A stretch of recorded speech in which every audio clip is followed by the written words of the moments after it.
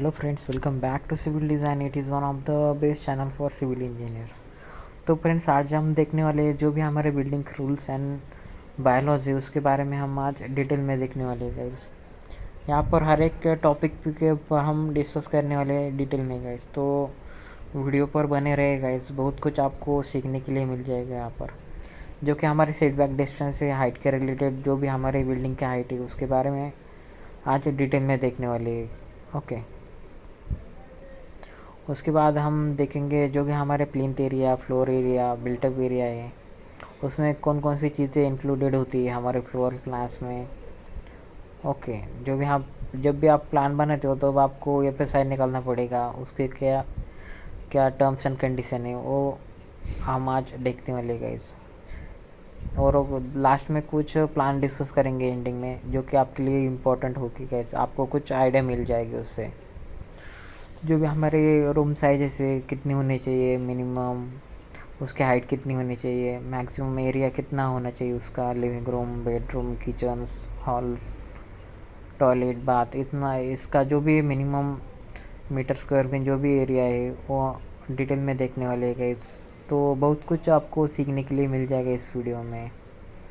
Okay, one by one हम सारी चीज़ें डिस्कस करेंगे। और जो भी हमारे बिल्डिंग हाउसेस के लिए जो भी प्लान्स है guys, apartment, terrace house, duplex house, जो भी semi detach building, detach buildings, houses, उसके बारे में भी हम देखेंगे। एक प्लान दिखाई दिया तो आपको सब समझ में आ जाएगा गाइस। ओके, तो वीडियो बहुत ही इंटरेस्टिंग होने वाला है गाइस, एंडिंग तक देखना है, उसे मिस मत करना गाइस, क्योंकि एक साइट इंजीनियर, सिविल इंजीनियर को ये सारी चीज़ें आनी चाहिए गाइस। जैसे कि हम देखेंगे लोड बेरिंग फ्रेम स्ट्रक्चर, उसके जो भी कंपैरिजन है गाइस, जो कि इम्पोर्टेंट होते हैं एक साइट इंजीनियर के लिए। एक अगर composite structure, load bearing structure, frame structure, इसका डिफरेंस मेन है गाइस, जो कि आप हम लास्ट में उसको डिस्कस करेंगे। ओके, बहुत कुछ सीखने के लिए मिलेगा। तो फ्रेंड्स, आज हम देखने वाले हैं कि plinth area, floor area, built up area में क्या क्या कौन कौन सी चीज़ें इंक्लूडेड होती है। और उसके बाद देखेंगे हम कंट्रोल लाइन के बारे में, बिल्डिंग लाइंस के बारे में, उसका जो भी बिल्डिंग का डिस्टेंस होता है फ्रॉम कंट्रोल लाइन से। और जो भी हमने पिछले वीडियो में देखा कि हमारी हाइट ऑफ बिल्डिंग कितनी होनी चाहिए, 63 टू 45 डिग्री के एंगल में आपने अगर लाइट पास की तो आपको ये चीज़ें समझ में आ जाएगी कि आपकी हाइट कितनी लेनी है। यहाँ पर आप देख सकते हो कि रोड की विड्थ का हमारा ऑपोजिट कॉर्नर से आपने लाइट पास की तो आपको ये हाइट ऑफ बिल्डिंग कितनी लेनी चाहिए गाइस, जो कि इम्पोर्टेंट होती है आपने as per building rules and regulation के हिसाब से गाइस। ओके, तो फ्रेंड्स देखते हैं हमारे प्लिंथ एरिया में कौन कौन से एरिया इंक्लूडेड होते हैं और कौन कौन से एरिया उसमें नहीं आते। प्लिंथ एरिया में हमारा इंक्लूड होता है guys area of walls at a floor level excluding the plinth offset and projections. Okay, उसमें जो भी प्लिंथ के प्रोजेक्शन है और ऑफसेट नहीं आते उसमें, मगर जो भी area of walls at a floor levels वो आते हैं guys. Okay, internal shaft sanitary installation less than 2 metre square in the AC ducts and lifts. उसके बाद आते हैं porches and the cantilever provided. तो जो भी कैंटिलीवर है आपके वो प्लिंथ एरिया में आ सकते हैं गाइस, आते हैं वो। एरिया ऑफ बरसात एट टेरेस, ओके, ये भी प्लिंथ एरिया में इंक्लूडेड होता है गाइस, जो कि इम्पोर्टेंट होता है हर एक बिल्डिंग बायलॉज और रूल्स के हिसाब से। तो फ्रेंड्स, यहाँ पर आप देख सकते हो कि प्लिंथ एरिया में आपको कौन कौन सी चीज़ें इंक्लूडेड होती है और कौन कौन सी नहीं होती। यहाँ पर लॉफ्ट इंक्लूडेड नहीं होता। उसके बाद इंटरनल शाफ्ट जिसका size greater than 2 metre square है वो प्लिंथ एरिया में नहीं इंक्लूडेड होता है। उसके बाद जो भी अनक्लोज बालकनी आपकी ओपन बालकनी है तो वो भी इंक्लूडेड नहीं होती। उसके बाद towers, domes endless they from a storey. उसके बाद आर्किटेक्चर बर्न्स एंड कॉर्नेसिस। उसके बाद वर्टिकल सब ब्रेकर्स। तो ये सारी चीज़ें आपको प्लिंथ एरिया में इंक्लूडेड नहीं करनी है गाइस। ओके, तो ये सारी थी हमारे प्लिंथ एरिया के बारे में, जो कि आपको जानना इम्पोर्टेंट है कि बिल्डिंग रूल्स एंड बायलॉज में कौन कौन सी चीज़ें आती है इन प्लिंथ एरिया गाइस। उसके बाद देखेंगे हमारे फ्लोर एरिया में कौन कौन सी चीज़ें आती है और कौन कौन सी नहीं आती। फ्लोर एरिया यानी कि अपना जो भी प्लिंथ एरिया माइनस वॉल, इसको आप कारपेट एरिया भी बोल सकते हो। ओके, यहाँ पर आप कारपेट एरिया भी उसको बोल सकते हैं। इसमें कौन कौन सी चीज़ें नहीं आती, डोर्स, अदर ओपनिंग, ये आती है guys. Okay, internal pillars, support, plaster along the walls exceeding 300 या मीटर स्क्वायर, तो प्लास्टर अलॉन्ग द वॉल्स, ये भी चीज़ें वहाँ पर आती है फ्लोर एरिया में। तो इसमें कौन कौन सी चीज़ें नहीं आती गाइज, यहाँ पर देख सकते हो। Plaster along walls less than 300 metre square area. उसके बाद fire places projecting beyond the face of wall. तो ये सारी चीज़ें थी फ्लोर एरिया के बारे में गाइज, जो कि आप देख सकते हो यहाँ पर। एक प्लिंथ एरिया, एक floor area, built up area, carpet area, okay, FSI। उसके बाद देखेंगे हमारे बिल्टअप एरिया, यानी कि जो भी आपका फ्लोर का एरिया कवर होता है उसे हम बिल्टअप एरिया कहते हैं guys. It included everything covered under the roof, area occupied by the balcony, staircase is excluded from the built-up area. Okay, तो यहाँ पर देख सकते हो आप, यहाँ पर बस आपको बालकनीज और staircase is excluded from the built-up area. Balconies and staircase का जो सेक्शन है कॉमन एरिया, आपको वो बिल्टअप एरिया में नहीं लेना है गाइस।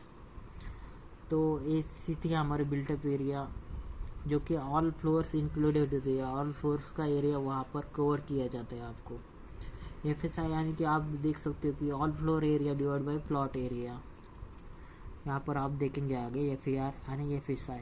यहाँ पर आपने एक चीज़ ऑब्जर्व की गाइज, यहाँ पर जो भी कारपेट एरिया है इसमें आप देख सकते हो। कारपेट एरिया यानी कि आप जहाँ पर कारपेट देख सकते हो, कारपेट यहाँ पर हो सकता है। कारपेट एरिया में अपना कौन कौन सा नहीं आता है। कारपेट एरिया यानी कि अपना यूजेबल रूम का जो भी एरिया है गाइज, उसे हम कारपेट एरिया बोलते हैं। जहाँ पर आप कारपेट फैला सकते हो वहाँ पर, यानी कि यूजेबल रूम का जो भी एक्चुअल एरिया है यूजेबल, उसका हम कारपेट एरिया कहते हैं गैस। उसमें कौन कौन सी चीज़ें इंक्लूडेड नहीं होती गैस, sanitary accommodation, verandas, corridor, passages, store for building, domestic building, staircases, except from lift, garbage, air conditions, duct, plant, ये सारी चीज़ें कारपेट एरिया में इंक्लूडेड नहीं होती गैस। Okay, not included in the carpet area. उसके बाद इम्पोर्टेंट पार्ट है गाइस हमारा FSI, यानी कि FAR भी बोला जाता है, फ्लोर एरिया रेशियो और फ्लोर इंडेक्स रेशियो भी बोला जाता है उसे।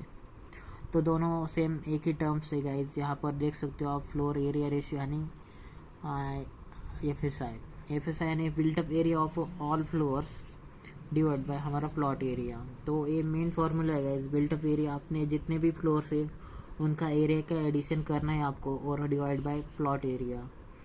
आपके जो भी रूल्स है, बिल्डिंग रूल्स एंड बायलॉज है गाइस, आपके जो भी सिटीज़, मेट्रो सिटीज़ में अलग अलग होते हैं।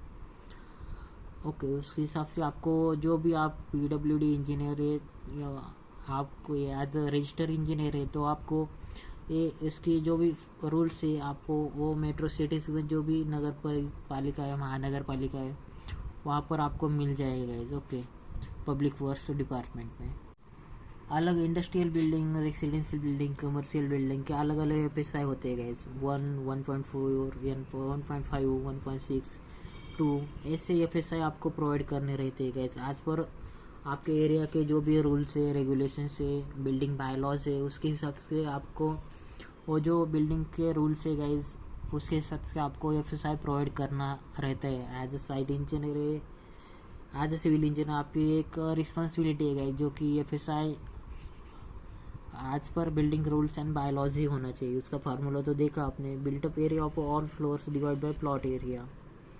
ओके, अगर आपने प्लॉट एरिया को FSI से मल्टीप्लाई किया तो अपना जो भी कंस्ट्रक्शन करना है घर का बिल्टअप एरिया, वो आपको निकल के आ जाएगा गाइज। ये FSI आपको मिल जाएगा आपने जो भी बिल्डिंग रूल्स एंड बायलॉज में आपके जो भी पब्लिक फोर्स डिपार्टमेंट है वहाँ से। तो फ्रेंड्स, आज का वीडियो बहुत ही इम्पोर्टेंट होने वाला है, जिसमें हम देखेंगे रूम साइजेस के बारे में। हमारे जो भी फ्लैट्स होते हैं, रूम्स होते हैं, उसके जो भी साइजेस होते हैं यहाँ पर फर्स्ट पॉइंट है हमारा हैबिटेबल रूम्स में, उसकी साइज़ और हाइट के बारे में हम देखेंगे।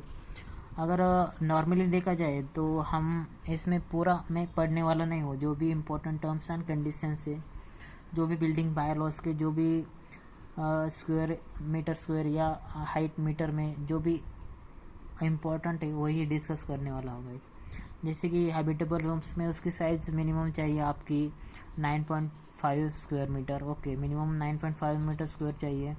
उसके बाद उसके हाइट चाहिए 2.4 मीटर, नहीं उसकी 1 विड्थ चाहिए मिनिमम 2.4 मीटर, यानी कि आपकी 8 to 9 फीट की 9 फीट तो चाहिए गाइस। ओके, उसके बाद जो भी हैबिटेबल रूम है उसका अगर एरिया देखा जाए तो आप देख सकते हो इसमें मिनिमम आपको चाहिए 9 स्क्वायर मीटर के आसपास, और उसकी 1 विड्थ चाहिए 2.4 मीटर।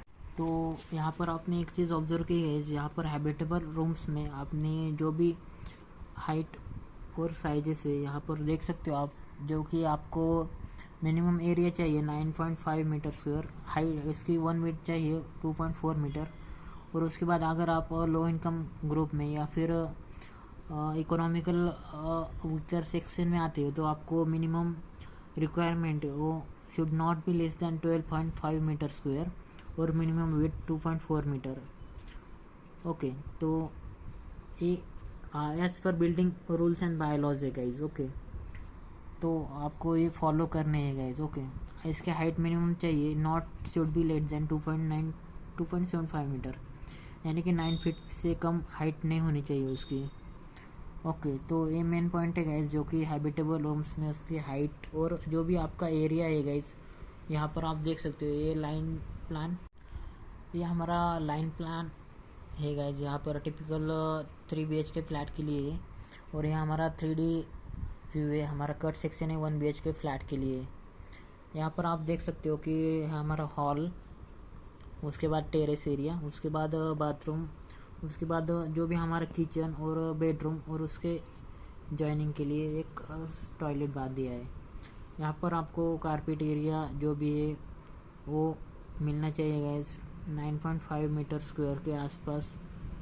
ओके, मिनिमम एक फैमिली के लिए ज़रूरी है गाइस। ओके, तो ये सारी चीज़ें आपको आनी चाहिए गाइस, जो कि इम्पोर्टेंट होती है एक साइट इंजीनियर को जानना है गाइस।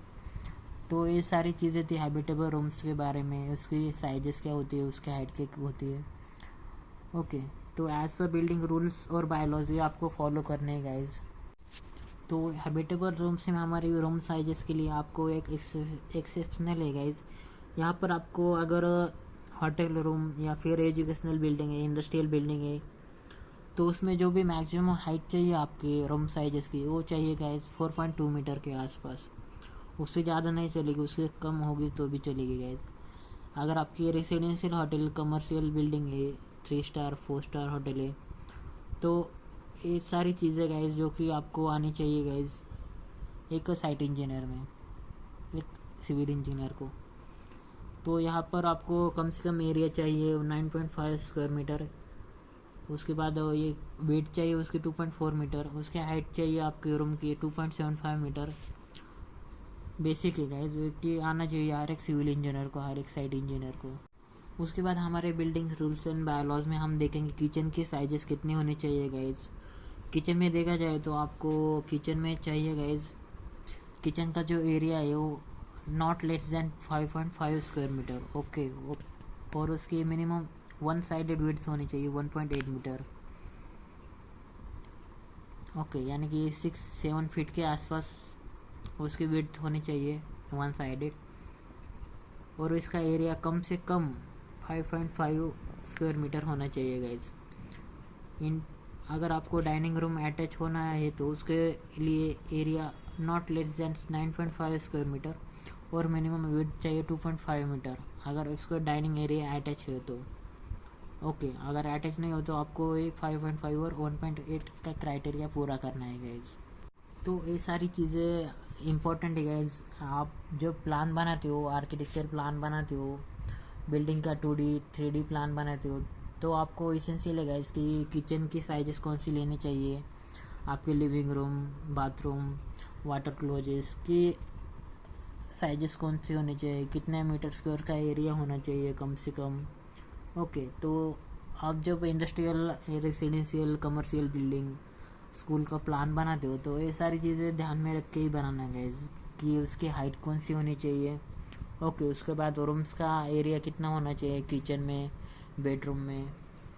ओके, तो WC में बाथरूम का एरिया मिनिमम और मैक्सिमम कौन सा कितना होना चाहिए गाइस, ये सब सब सोच समझ कर ही आप प्लान बनाना गाइस। ओके, जो कि इम्पोर्टेंट होता है एक सिविल इंजीनियर के लिए, आर्किटेक्ट के लिए, साइट इंजीनियर के लिए भी।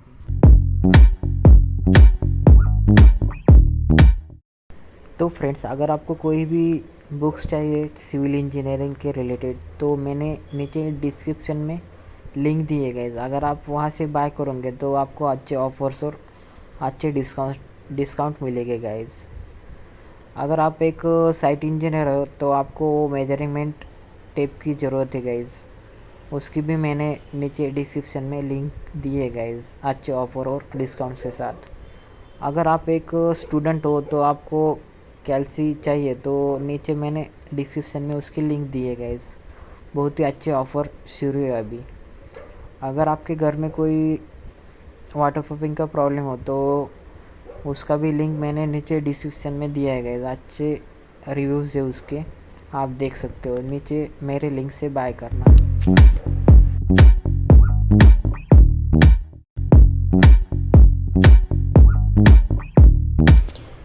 तो फ्रेंड्स, मैं फ्रीलांसिंग वर्क भी करता हूँ, मेरा एक कंस्ट्रक्शन फर्म है, ड्रीम होम्स डेवलपर्स। अगर आपको कोई 2D प्लान्स चाहिए, सेक्शनल व्यू चाहिए, अगर आपको कोई रिक्वायरमेंट हो प्लान के रिगार्डिंग, 3D व्यू के रिगार्डिंग, इंटीरियर्स के regarding, 3D view elevation drawing के रिगार्डिंग, उसके RCC डिज़ाइन के रिगार्डिंग आपको कोई वर्किंग हो तो आप मुझे फ्रीली कॉल कर सकते हो गाइज। मैंने वहाँ पर मेरा कॉन्टैक्ट नंबर दिया है, आप मुझे फ्रीली कॉल कर सकते हो। बहुत ही कम से कम रेट में आपका जो वर्क है वो हो जाएगा गाइज। अगर आपको कोई भी बिल्डिंग का RCC डिज़ाइन चाहिए तो मुझे कांटेक्ट कर सकते हो। अगर आपको कोई भी एस्टिमेशन बिलिंग में प्रॉब्लम हो तो मुझे फ्रीली कॉल करना गाइज।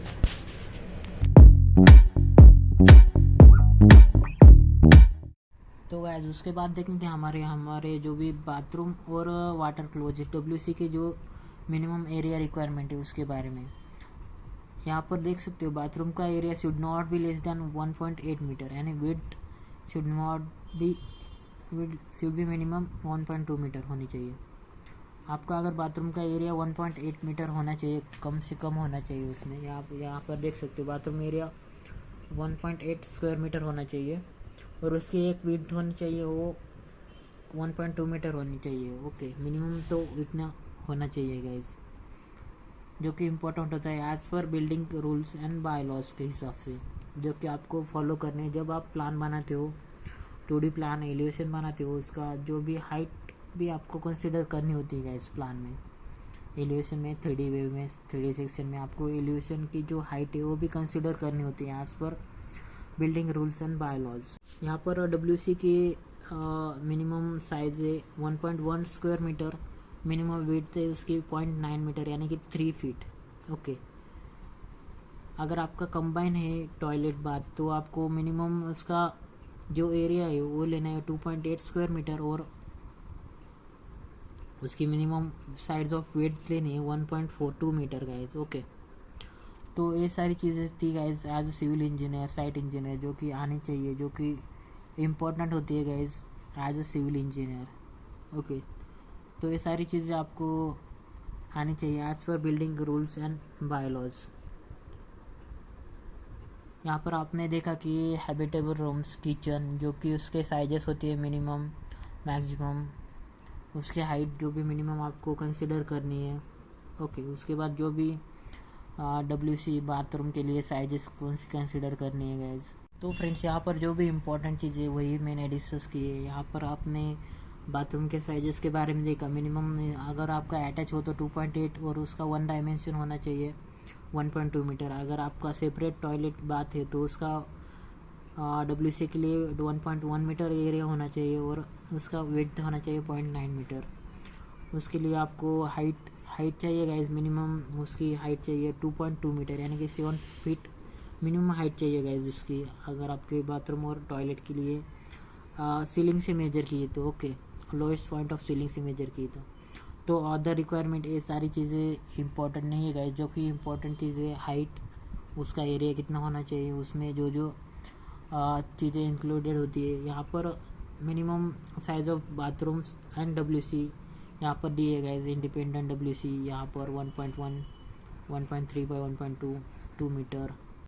तो फ्रेंड्स, आप जब बिल्डिंग प्लान्स बनाते हो, 3D व्यू बनाते हो, इसका कट सेक्शन बनाते हो, तब आपको ये चीज़ें एसेंशियल है जो कि इम्पोर्टेंट होती है एक सिविल इंजीनियर को। ओके, जब आप प्लान बनाते हो उसका रूम का साइजेस कितना होना चाहिए, ओके, उसके टेरेस में कितना एरिया देना चाहिए, किचन में कितना एरिया होना चाहिए, कारपेट एरिया कितना होना चाहिए कम से कम, उसके हाइट के जो भी बिल्डिंग्स रूल्स एंड बायलॉज होती है गाइज, उसके हिसाब से आपको देनी होती है गाइज। ओके, उसमें हर एक रूम का साइजेस मिनिमम और मैक्सिमम दिया गया है गाइज, उसकी हाइट दी है।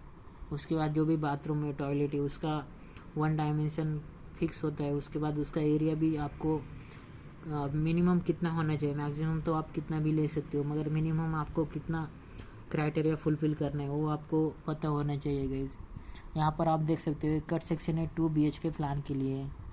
ओके, तो गाइज हर एक बिल्डिंग के लिए ड्रेनेज और सैनिटेशन इम्पोर्टेंट है गाइज। ओके, जो कि यहाँ पर रूल्स एंड रेगुलेशन के हिसाब से आपको 6 मिनिमम रिक्वायरमेंट है गाइज, जो कि आपको हर एक बिल्डिंग में वाटर सप्लाई के लिए देना जरूरी है गाइज। हर एक डिफरेंट टाइप्स ऑफ बिल्डिंग के लिए अलग अलग रिक्वायरमेंट है गाइज।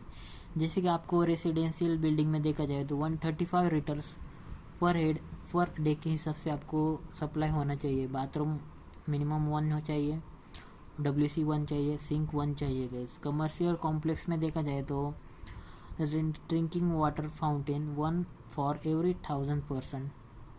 100%, सॉरी, वो WC 1 for every 25%, wash basin 1 for every 25%। तो ये रिक्वायरमेंट है गाइज मिनिमम, जो कि आपको प्रोवाइड करनी है जब आप प्लान बनाते हो, जब आप उसका प्लानिंग करते हो तब।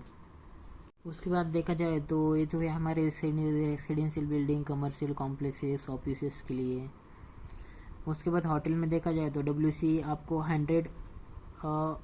1 पर 100 मेल्स, ओके, एंड 2 पर 200 फीमेल्स, तो सेम ही हो गए। 1 पर 100 पर्सन बनाना है, जो कि आपको इम्पोर्टेंट होता है गाइज। उसके बाद यूरिनल्स 1 पर 50 मेल्स, ओके, जो कि इम्पोर्टेंट चीज़ है गाइज। इसके पहले भी हमने रूम के साइजेस के बारे में देखा है, हर एक रूम की साइजेस कितनी होनी चाहिए, उसकी हाइट कितनी होनी चाहिए, मिनिमम स्क्वायर मीटर एरिया कितना होना चाहिए गाइज। वो इसके पहले वीडियोस में भी हमने डिटेल में डिस्कस किया है गाइज। अगर आपने वो वीडियोस नहीं देखे तो प्लीज़ एक बार देख लीजिएगा, बहुत ही इम्पोर्टेंट चीज़ें वहाँ पर मिल जाएगी आपको, बहुत कुछ वहाँ पर आपको सीखने के लिए मिल जाएगा गाइज। तो गाइज यहाँ पर ड्रेनेज एंड सैनिटेशन के बारे में और देखा जाए तो ये तो देखा हमने रेसिडेंशियल कमर्शियल होटल्स में। अगर आपने यहाँ पर और देखा जाए तो यहाँ पर एजुकेशनल बिल्डिंग के लिए आपको जो भी रिक्वायरमेंट है 1 WC फॉर जो भी 35 peoples, 45 litres for head per day के हिसाब से। ओके, उसके बाद हॉस्पिटल में आपको 1 पर 8 बेड WC चाहिए, बेसिन, वॉश बेसिन चाहिए, 2 फॉर 30 बेड्स। तो ये सारी रिक्वायरमेंट है गाइज। यहाँ पर आप चाहे तो इसका स्क्रीनशॉट निकाल सकते हो। अगर आपको ये बुक्स PDF फाइल में चाहिए तो आप हमारे टेलीग्राम और व्हाट्सएप ग्रुप को ज्वाइन कर लो गाइज, और नीचे कमेंट बॉक्स में कमेंट करना, आपको इसकी E-बुक में मेल कर दूंगा गाइज। ओके, तो ये सारी चीज़ें थी जो कि रिक्वायरमेंट चाहिए गाइज, जो कि आप जब प्लान बनाते हो तो कि इम्पोर्टेंट होती है गाइज।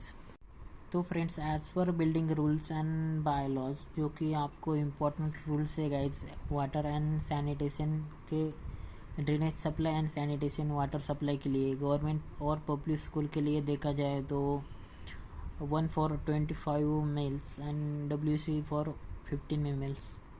उसके बाद यूरिनल्स वाटर सप्लाई जो भी 45 लीटर्स पर डे पर हेड चाहिए, आपको प्रोवाइड करना चाहिए गाइज। उसके बाद WC, जब यानी कि आप जब WC बनाते हो एक बिल्डिंग के लिए, एक कोई भी प्लान के लिए, तब आपको ये रिक्वायरमेंट देना ज़रूरी है गाइज। एक फैमिली के लिए एक टॉयलेट बाथ WC मिनिमम तो होना चाहिए। 1 पर्सन आपको जो भी वाटर रिक्वायरमेंट है 135 लीटर्स पर हेड पर डे के हिसाब से देना चाहिए गाइज, जो कि as per building rules and bylaws जो कि इम्पोर्टेंट होता है आपके लिए।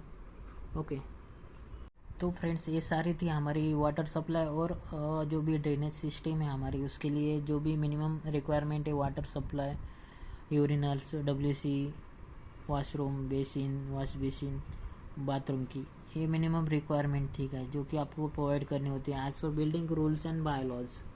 उसके बाद देखेंगे हमारी जो भी पार्किंग ऑफ व्हीकल्स है गाइज, उसके हिसाब से आपको जो भी पार्किंग लॉट से parking of numbers of scooter, cycle, car से, उसके भी आपको as per building rules and bylaws है गाइज, जो कि ओपन स्पेस कितना होना चाहिए आपको, residential building, institutional educational building, आपके गवर्नमेंट बिल्डिंग्स हो, उसके बाद मार्केट, इंडस्ट्रियल स्टोरेज प्लॉट्स।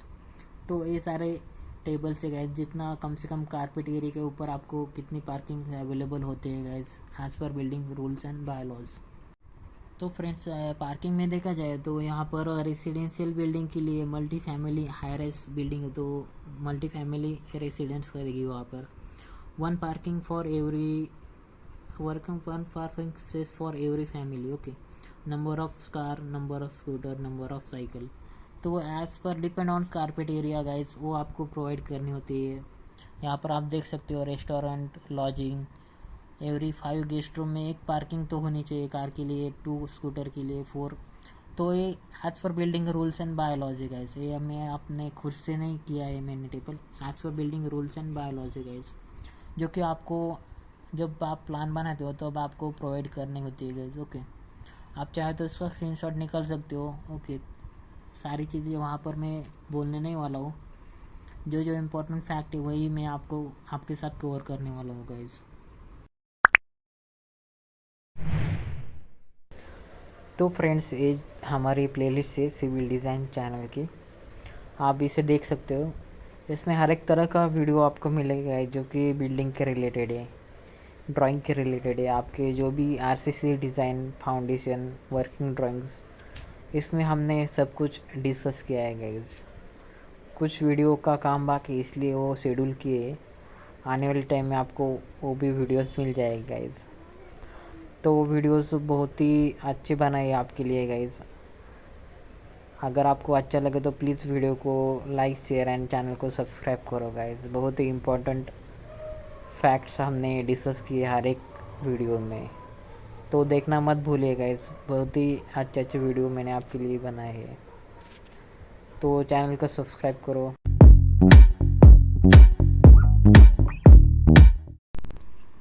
तो गाइस आज हम देखने वाले बिल्डिंग के रूल्स और बायलॉज, जो कि रिक्वायरमेंट ऑफ साइट, आपकी साइट कैसे होनी चाहिए उसके बारे में हम आज डिटेल में देखने वाले। अगर आपकी साइट जो भी इलेक्ट्रिकल के डिस्टेंस है, आपके इलेक्ट्रिकल लाइंस जाते होंगे आपके साइट पे, तो आपको अगर जो भी आपको इलेक्ट्रिकल के लिए जो भी बिल्डिंग्स के बायलॉज है वो आपको ध्यान में रखने हैं। आपको साइट परचेस करने गाइज। ओके, साइट का लोकेशन वही देखना है गाइज।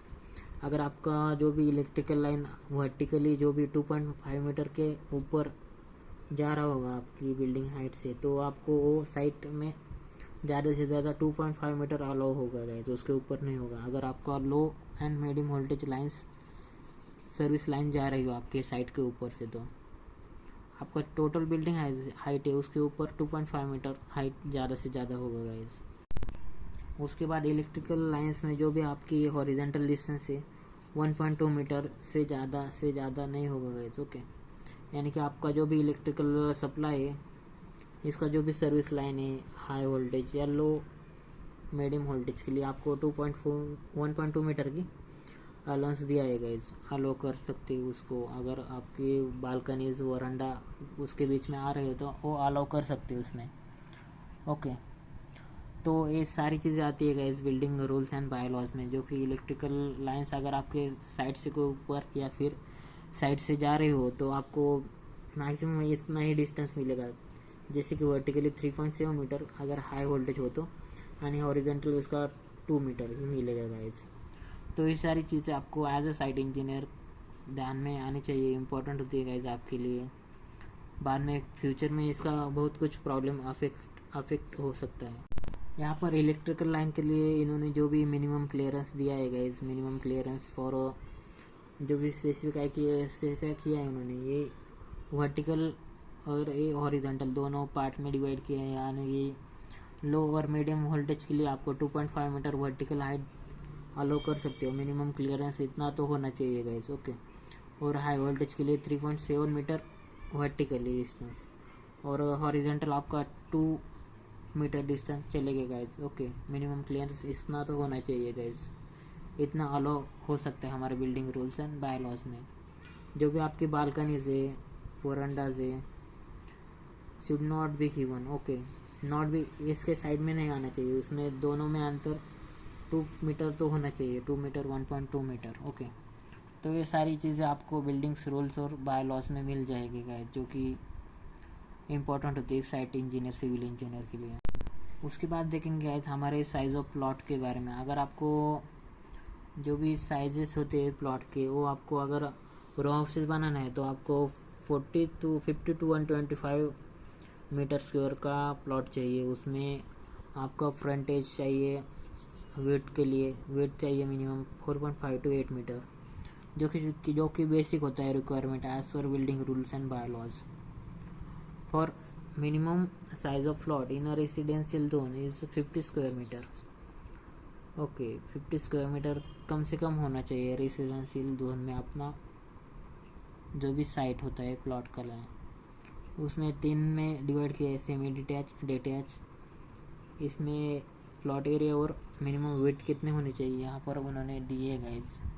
अगर आप प्लॉट ख़रीदना चाहते हो रेसिडेंशियल जोन में, कमर्शियल जोन में, तो आपको ये रूल से आपको फॉलो करने होंगे गाइज, ओके। इसमें होता है रो हाउसेस, सेमी डिटैच बिल्डिंग और हमारा डिटैच बिल्डिंग 125 to 250। अगर आपको सेमी डिटैच करना है तो इतना तो एरिया मिनिमम चाहिए गाइज। उसके बाद मिनिमम वेट चाहिए 8 to 12 मीटर। अगर आपको डिटैच बिल्डिंग चाहिए तो मिनिमम 250 मीटर स्क्वायर और फ्रंटेज चाहिए उसका 12 मीटर के आसपास। तो ये सारी चीज़ें गाइज हमारे आती है building rules and bylaws में, जो कि इम्पोर्टेंट होती है एक सिविल इंजीनियर के लिए। अगर आप स्टूडेंट हो तो भी रिक्वायरमेंट होती है इसकी, जो कि बेसिक नॉलेज है गाइज, ओके। बाद में कोई प्रॉब्लम नहीं आता, कोई दिक्कत नहीं आती इसमें प्लॉटिंग में। इसमें अलग अलग पॉइंट डिस्कस किए गए, जैसे कि इंडस्ट्रियल जोन में width of plot should not be less than 50 metre and size of plot should not be less than 300 square metre. तो इंडस्ट्रियल जोन्स हो आपका तो चाहिए आपको 50 मीटर से कम नहीं चाहिए, और उसका एरिया चाहिए आपको 300 स्क्वायर मीटर। और अदर बिल्डिंग के लिए जैसे कि अपना सिनेमा हॉल हो, एक कार्यालय हो, अपना कोई पेट्रोल पंप स्टेशन हो, तो इसके लिए अलग अलग रूल्स है। जैसे कि building rules and bylaws में आप देख सकते हो यहाँ पर, जैसे कि आपको सिनेमा हॉल्स में अगर 3 स्क्वायर मीटर पर सीट के हिसाब से आपको उसको डिवाइड करना पड़ेगा। सिनेमा हॉल में पर सीट के हिसाब से 3 स्क्वायर मीटर पर सीट के हिसाब से, ओके। अगर आपको मिनिमम साइज ऑफ प्लॉट चाहिए, आपको कोई प्रोग्राम कार्यालय के लिए 1000 स्क्वायर फीट तो मिनिमम होना चाहिए गाइज। यहाँ पर इन्होंने एक स्पेशल हाउसिंग स्कीम, अगर आपको कोई लो इनकम ग्रुप है तो आपको इकोनॉमिकल वीकर क्लास है आपका, तो अगर आपको मिनिमम प्लॉट साइज चाहिए वो 20 स्क्वायर मीटर और मिनिमम वेट चाहिए उसका 3.6 स्क्वायर मीटर। यहाँ पर आपने देखा कि रोज के लिए चाहिए आपको 50 to 125 square metre area plot के लिए, और 4.5 to 8 मीटर इसका वेट चाहिए। अगर आप वो इकोनॉमिकल वीकर जोन में हो, सोसाइटी में हो, तो आपको जो भी मिनिमम अपना वेट चाहिए 3.6 मीटर और अपना मिनिमम एरिया चाहिए प्लॉट का 20 स्क्वायर मीटर। ये सारी चीज़ें हमारे बिल्डिंग्स रूल्स एंड बायलॉज में आती है गई, जो कि आपको इम्पोर्टेंट है एक सिविल इंजीनियर के लिए, एक साइट इंजीनियर के लिए। तो फ्रेंड्स यहाँ पर आप देख सकते हो कि building bylaws as per regulation आपको मीन ऑफ एसेस, यानी कि आपका रोड कितना होना चाहिए एज पर आपकी बिल्डिंग 2 स्टोरी हो 3 स्टोरी हो, तो आपका मेन ऑफ एसएस उसका विड्थ और लेंथ कितना होना चाहिए, यानी कि आपका रोड जो भी स्ट्रीट हो रोड हो उसकी साइजेस कितने होने चाहिए एज पर बिल्डिंग्स। तो आपको यहाँ पर दिखा है, आपको clear way it not less than 3.6 metre. अगर आपका स्टोरी 3 स्टोरी बिल्डिंग है तो आपको रोड चाहिए वो 3.6 मीटर का चाहिए गाइस मिनिमम। अगर आपको 3 स्टोरी के अबो बिल्डिंग है तो आपको 5 मीटर का रोड वे चाहिए। ओके, मेन ऑफ एसेस यानी कि आपको जो भी आपका रास्ता है रोड से स्ट्रीट है हमारा आपके आगे वाले बिल्डिंग का, आगे बिल्डिंग के आगे का, तो आपको इतना मिनिमम चाहिए 3.6 मीटर का for 3 storey, 5 metre for 5 storey, हाँ 3 स्टोरी। अब तो यहाँ पर हमने देखा बिल्डिंग रूल्स एंड बायलॉज में यहाँ पर कि मेन ऑफ एक्सेस यानी कि जो भी हमारा रोड से स्ट्रीट है, अगर आपकी स्टोरी 3 स्टोरी के ऊपर बिल्डिंग है तो आपको मिनिमम 5 मीटर का एक्सेस चाहिए। और अगर आपकी बिल्डिंग 3 स्टोरी है तो 3 स्टोरी अप टू 3 स्टोरी यानी कि 3 स्टोरी 2 स्टोरी है 3 स्टोरी है, वहाँ आपके जो रोड का विड्थ चाहिए आपको वो 3.6 मीटर चाहिए गाइस। इसे बोलते हैं हम मेन ऑफ एक्सिस। ओके, यहाँ पर मेन ऑफ एक्सिस के लिए आपको चाहिए इसका लेंथ कितना होना चाहिए, विड्थ कितना होना चाहिए। यहाँ पर देख सकते हो आप रेसिडेंशियल बिल्डिंग में और अदर बिल्डिंग में दोनों में हम कंपेयर करने वाले गाइस, तो एंडिंग तक देखना गाइस। ओके, यहाँ पर आप देख सकते हो मेन ऑफ एक्सिस में हमारे जो भी बिल्डिंग्स रूल्स एंड रेगुलेशंस है, इसमें अगर आपकी रोड की विड्थ 6 मीटर है तो आपको 75 मिनिमम लेंथ तो होनी चाहिए उसकी। ओके, मीटर में the width and the length requirement which should be given, ये लेंथ के लिए आपको इतना विड्थ होना चाहिए। अगर आपकी विड्थ 7.5 मीटर है तो आपको लेंथ चाहिए 150 मीटर। ओके, तो ये सारी चीज़ें आपको पता होनी चाहिए गाइज, जो कि इम्पोर्टेंट होती है हर एक सिविल इंजीनियर के लिए। ओके, यहाँ पर आप देख सकते हो अगर आपकी अदर बिल्डिंग्स में आती है industrial building, theatres, cinema houses, assembly halls, stadium, educational building, markets, other buildings में ये सारी बिल्डिंग्स आती है जिसका विड्थ आप देख सकते हो और जिसका length of main of access के लिए। इसमें आप पाथवेज के लिए आप जो भी पैदल चलते हो वॉक के लिए आपको जो भी मिनिमम तो 1.5 मीटर इसका विड्थ होना चाहिए यानी फॉर एनी पाथवे। ओके, तो ये सारी चीज़ें आनी चाहिए गाइज। यहाँ पर देख सकते हो आप minimum setback is 2 metre between the edges of pathway and the front wall of building, तो 2 मीटर का आपको मिनिमम सेटबैक डिस्टेंस देना है उसको, जो कि आपको चलने के लिए आए, पाथवेज को ही बोलते हैं आप। ओके, तो ये सारे बिल्डिंग्स रूल्स एंड रेगुलेशन है गाइज, ये सब पढ़ने तो नहीं वाला हूँ मैं, जो जो इम्पोर्टेंट चीज़ें वो आपको बताने वाला हूँ गाइज।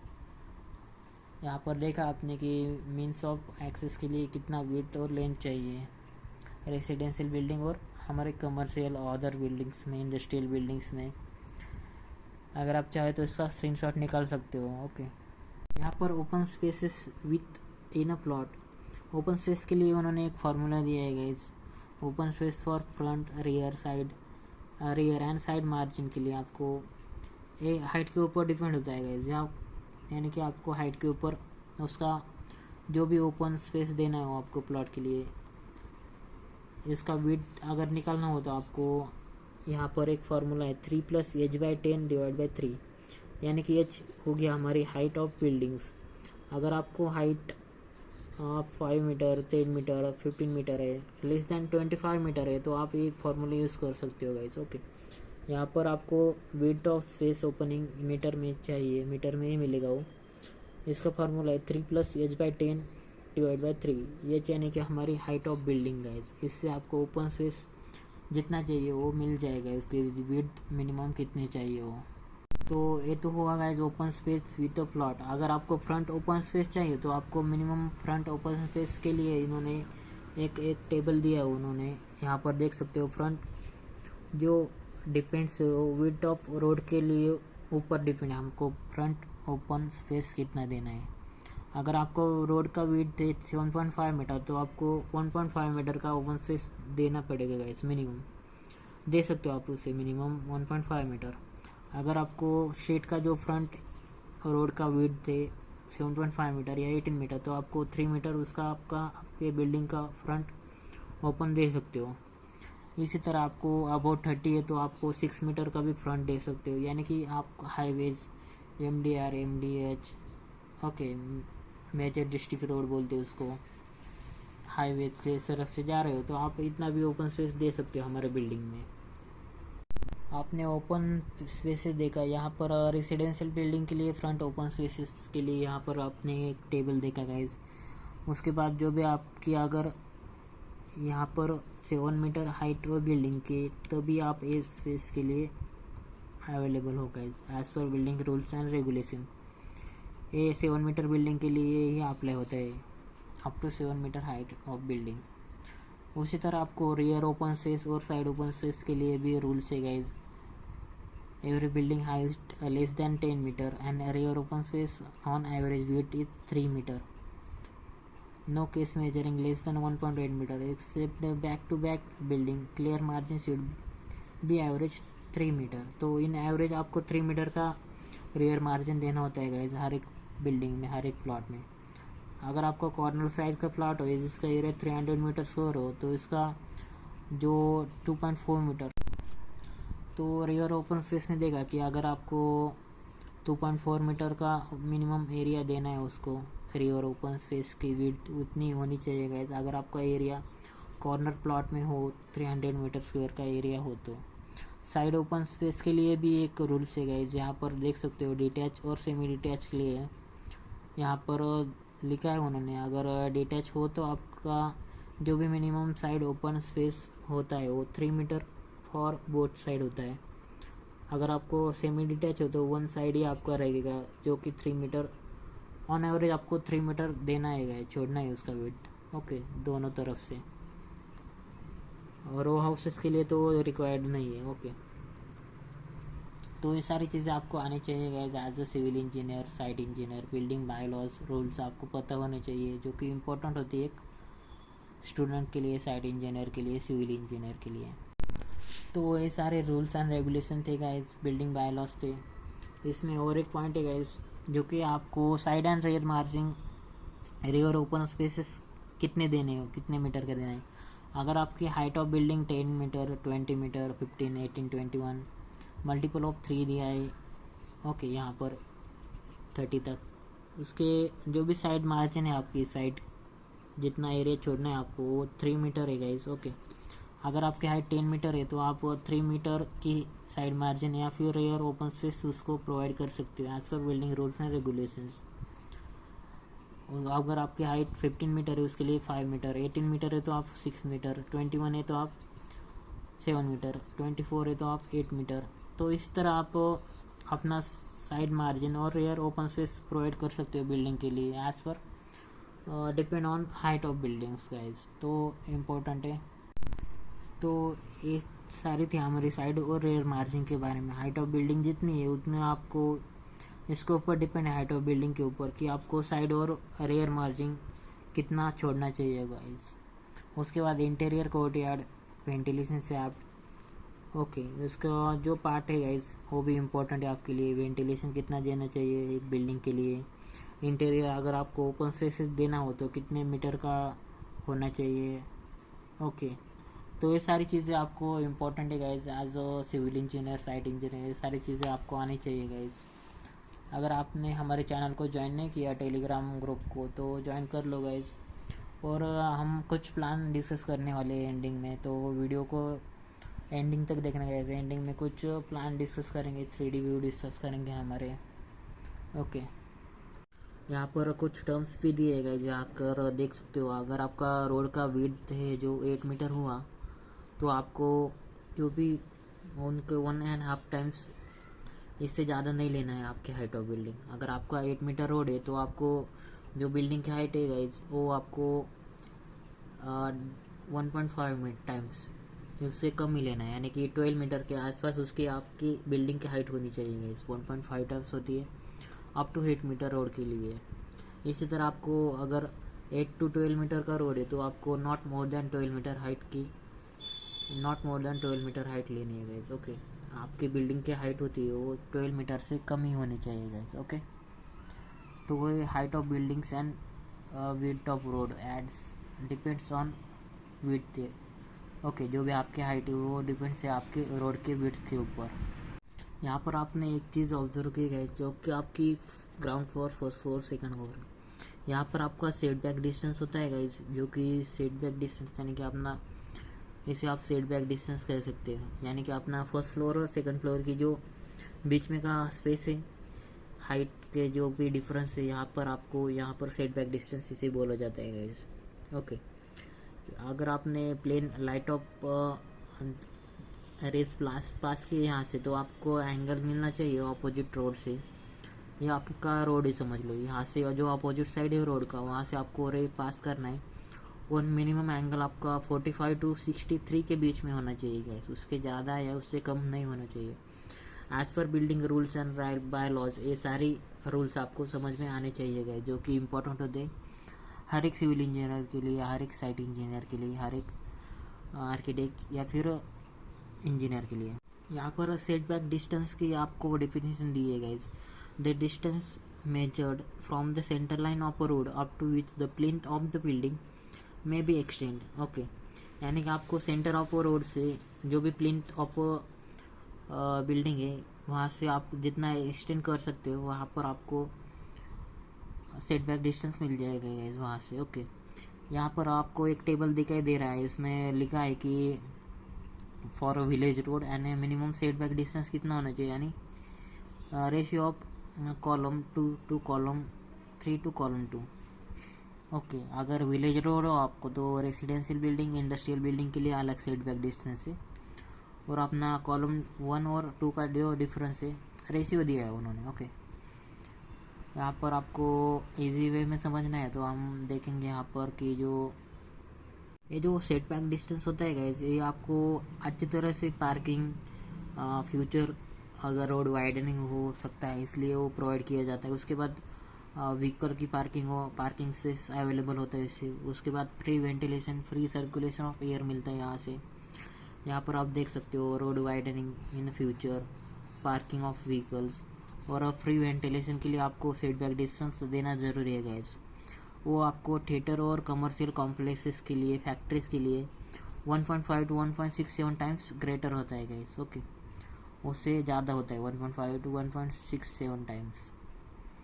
तो ये सारी चीज़ें आपको as a site engineer, as a civil engineer आपको आनी चाहिए गाइस, जो कि इम्पोर्टेंट होती है बिल्डिंग रूल्स और रेगुलेशन के हिसाब से गाइस। जो कि आप अगर बिल्डिंग लाइन में, कंस्ट्रक्शन लाइन में है तो ये सारी चीज़ें बेसिक है गाइस, जो कि आपको इम्पोर्टेंट आनी चाहिए गाइस। यहाँ पर आपने एक चीज़ ऑब्जर्व की इस टेबल में, village road, major district road, national और स्टेट हाईवे के लिए आपको जो भी रेसिडेंशियल बिल्डिंग है उसका मिनिमम सेटबैक डिस्टेंस है अपना जो भी 9 मीटर, 15 मीटर और 30 मीटर। इंडस्ट्रियल बिल्डिंग के लिए 15 मीटर, 24 मीटर और हमारा होता है 45 मीटर। और ये रेशियो आपको बाद में बताऊंगा ये रेशियो क्या है असलियत में। ये जो डिस्टेंस होता है गाइस, मिनिमम सेटबैक डिस्टेंस, यानी कि आपको अगर फ्यूचर वाइडनिंग हो रोड का हो सकता है, इसलिए आपको ये छोड़ना पड़ता है guys. 9 metre for village road, 15 metre for MDR and 30 metre for हमारे स्टेट हाईवे और नेशनल हाईवे के लिए गाइस, फॉर रेसिडेंशियल बिल्डिंग के लिए। तो ये सारी चीज़ें थी हमारे सेटबैक डिस्टेंस और हाइट ऑफ बिल्डिंग के बारे में गाइस, जो कि इम्पोर्टेंट है आपको जानना। उसके बाद जो भी बिल्डिंग्स रूल्स एंड बायलॉज में हमारे जो भी वेंटिलेशन होते हैं शाफ्ट के लिए, आपके अगर बिल्डिंग की हाइट 10 मीटर है, यानी कि आप, तो आपको 1.2 मीटर स्क्वायर का शाफ्ट देना है गाइस वेंटिलेशन के लिए। उसका 1 डायमेंशन जो होना चाहिए 0.9 मीटर होना चाहिए, यानी कि 1 मीटर के 90 सेंटीमीटर के आसपास। ओके, उसी तरह आपके हाइट अब 12 मीटर है, 18 मीटर है, 24 मीटर है, इसके हिसाब से आपको ये वेंटिलेशन ऑफ शाफ्ट देना है गाइस। ओके, तो ये सारी चीज़ें वेंटिलेशन के, आपको एयर के वेंटिलेशन, सर्कुलेशन ऑफ एयर के लिए इसेंशियल होती है as per building rules and biology guys, जो कि मिनिमम एरिया और मिनिमम उसका 1 डायमेंशन दिया है शाफ्ट के लिए, जो कि इम्पोर्टेंट है हर एक साइट इंजीनियर के लिए समझना। उसके बाद है गाइस हमारे बिल्डिंग रूल्स एंड बायलॉज में मेन फंक्शन है गाइस उसका, जो भी ओपन स्पेस है हमारे बिल्डिंग के आगे, कमर्शियल हो या फिर इंडस्ट्रियल हो। अदर बिल्डिंग्स में आते हैं हमारे educational building, assembly building, business storage building, industrial sets आते हैं, उसमें इंडस्ट्रियल बिल्डिंग्स आते हैं, हजार्डस बिल्डिंग्स आते हैं। उसके लिए अलग अलग टर्म्स है गाइस, कितना ओपन स्पेस होना चाहिए हमारे बिल्डिंग के आगे, जो कि हमारे कमर्शियल बिल्डिंग हो या फिर इंडस्ट्रियल बिल्डिंग हो, कितना ओपन स्पेस होना चाहिए ज़रूरी होता है। तो उसके लिए हम डिटेल में देखने वाले गाइस कि आगे ओपन स्पेस आपको कितना देना चाहिए, मिनिमम कितना स्पेस ओपन स्पेस होना चाहिए गाइस। जैसे यहाँ पर देख सकते हो आप, एजुकेशनल और इंस्टीट्यूशनल बिल्डिंग के लिए आपको ओपन स्पेस देना है गाइस, जो कि 6 मीटर के ऊपर ही होना चाहिए, not be less than 6 metre के आगे ही होना चाहिए होगा। मिनिमम आप 6 मीटर दे सकते हो। तो फ्रेंड्स, बिल्डिंग बायलॉज में आप देख सकते हो यहाँ पर कि जो हमारी एजुकेशनल बिल्डिंग है, इंस्टीट्यूशनल बिल्डिंग है, यहाँ पर मिनिमम आपको 6 मीटर जो ओपन स्पेस फ्रंट व्यू में होना चाहिए गाइस। उसके बाद आप लिए अगर असेंबली बिल्डिंग है तो वहाँ पर भी आपको front should not be less than 12 metre, okay, and आपको open spaces should not be less than 6 metre. तो फ्रंट आपको 12 मीटर के आसपास होना चाहिए। उसके बाद ओपन स्पेसेस आपको 6 मीटर के ऊपर ही होना चाहिए। उसके बाद आपको बिजनेस और स्टोरेज बिल्डिंग में देखा जाए तो ओपन स्पेसेस होना चाहिए उसको 4.5 मीटर के ऊपर ही होना चाहिए, उसके अंदर नहीं चलेगा, नॉट लेस दैन 4.5 मीटर। तो ये सारी चीज़ें आपको इम्पोर्टेंट है guys, as a civil engineer आपको पता होनी चाहिए बिल्डिंग रूल्स एंड बायलॉज में कौन कौन सी चीज़ें आपको ध्यान में रखनी चाहिए गाइज। उसके बाद हमारा मेन पॉइंट है गाइज बिल्डिंग रूल्स में, बायलॉज में, अगर आपकी इंडस्ट्रियल बिल्डिंग हो कोई भी तो आपको ओपन स्पेसेस कितना देना चाहिए। अगर आपकी हाइट ऑफ बिल्डिंग 16 मीटर के आसपास हो तो आपको 4.4 मीटर मिनिमम देना चाहिए ओपन स्पेस, ओके। उसके ऊपर आपको हर एक मीटर के लिए आपको 0.20 मीटर बढ़ाना है ओपन स्पेस। यानी कि यहाँ पर देख सकते हो आप, increase to the open spaces 0.20 metre 0.25 metre for every increase of 1 metre, okay. अगर 17 मीटर होगी तो इसमें 0.25 मीटर ऐड करना, 18 मीटर हो गई तो प्लस 0.25, 19 प्लस 0.25, इस तरह आपको 0.25 मीटर हर एक मीटर के हाइट से ऊपर बढ़ाना है गाइस। 16 मीटर के लिए आपको 4 तो इंडस्ट्रियल बिल्डिंग के लिए ये रूल आपको इस्तेमाल करना है गाइस। जैसे कि हैज़ार्डस बिल्डिंग है, हैज़ार्डस बिल्डिंग में आपको same rule as per industrial building के लिए जो रूल्स है बिल्डिंग बाय लॉज में, वही आपको इस्तेमाल करना है गाइस। ये सारे चीज़ें गाइस हमारे building rules and bylaws में, ओके। यहाँ पर देख सकते हो आप, जो कि building rules and bylaws में ये हमारा सैम्पल के लिए कट सेक्शन है। जैसे कि आपको बिल्डिंग रूल्स, इसके बारे में भी हम डिस्कस करेंगे कि बिल्डिंग की साइजेस कौन सी होनी चाहिए, बेडरूम हॉल किचन की साइजेस कौन कौन सी होनी चाहिए गैस, उसके बारे में भी हम आज डिटेल में देखने वाले गैस। तो वीडियो एंडिंग तक देखना गैस, मिस मत करना, क्योंकि कुछ बहुत सारी चीज़ें आपको सीखने के लिए मिल जाएगी इस वीडियो में। Hello guys, welcome to Trading Mindset. It is one of the best channel for stock market. अगर आप ट्रेडिंग में शेयर मार्केट में इंटरेस्टेड हो, अगर आपको शेयर मार्केट में बारे में कुछ भी जानना हो तो आप हमारे चैनल को ज्वाइन कर सकते हो। नीचे मैंने डिस्क्रिप्शन में उसकी लिंक दी है गाइज। अगर आप अपना शेयर मार्केट में अपना सेकेंडरी इनकम सोर्स बनाना चाहते हो शेयर मार्केट को, तो आप हमारा चैनल ज़रूर ज्वाइन कीजिएगा, इस ट्रेडिंग माइंडसेट। अगर अभी तक आपने डीमैट अकाउंट ओपन नहीं किया तो हमारे लिंक से आप वो डीमैट अकाउंट फ्रीली ओपन कर सकते हो गाइस, जिसका कोई भी चार्जेस आपको नहीं लगेंगे और लाइफ टाइम के लिए आपको वो फ्री में मिलेगा गाइस। चाहे तो आप एंजल ब्रोकिंग का कर लो या फिर जीरोधा या फिर अपस्टॉक का कर लो, तीनों ही बेस्ट ब्रोकिंग प्लेटफॉर्म है गाइस। नीचे मैंने डिस्क्रिप्शन में लिंक दी है, उस लिंक से आपने अकाउंट ओपन किया तो आपको हमारा VIP मेंबरशिप मिलेगा ग्रुप का ट्रेडिंग माइंडसेट के लिए। बस आपको उसका स्क्रीनशॉट हमारे व्हाट्सएप पे डालना होगा। मैं आपको वीआईपी मेंबरशिप में ग्रुप में आपको ज्वाइन कर लूँगा गाइज़। Thank you. ज्वाइन करो हमारे चैनल को ट्रेडिंग माइंडसेट, नीचे डिस्क्रिप्शन में लिंक है।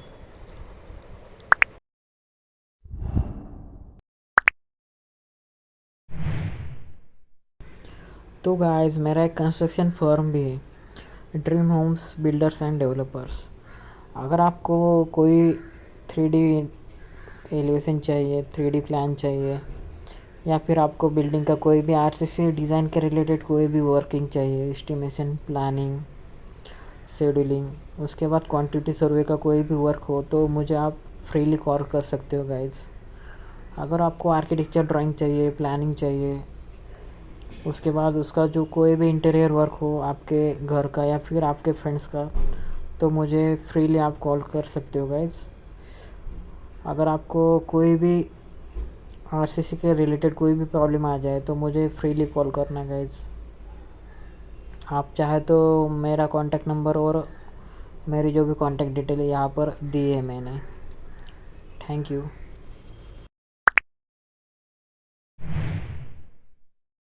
तो फ्रेंड्स, अगर आप एक साइट इंजीनियर हो, सीनियर साइट इंजीनियर हो, अगर आपको मेजरमेंट टेप की ज़रूरत हो तो आप हमारे लिंक से मेजरिंग टेप बाय कर सकते हो गाइस, जिसकी लिंक मैंने नीचे डिस्क्रिप्शन में दी है गाइस। अगर आप चाहो तो उसे मेरे लिंक से बाय कर सकते हो, अच्छे अच्छे ऑफर आपको मिलेंगे गाइस। और उसके बाद आपको, अगर आप एक स्टूडेंट हो तो आपको एक कैलसी की ज़रूरत होगी गाइस, साइंटिफिक कैलकुलेटर बोलते हैं जिसको आप। तो नीचे मैंने डिस्क्रिप्शन में कैलसी की लिंक दी है गाइस, अगर आप चाहो तो उसे बाय कर सकते हो। अच्छे अच्छे ऑफर्स अभी शुरू हुए हैं गाइस, जिसका वारंटी पीरियड भी आपको मिलेगा, 6 मंथ के लिए वारंटी है गाइस। नीचे दोनों कैलकुलेटर की मैंने नीचे लिंक दी है गाइस।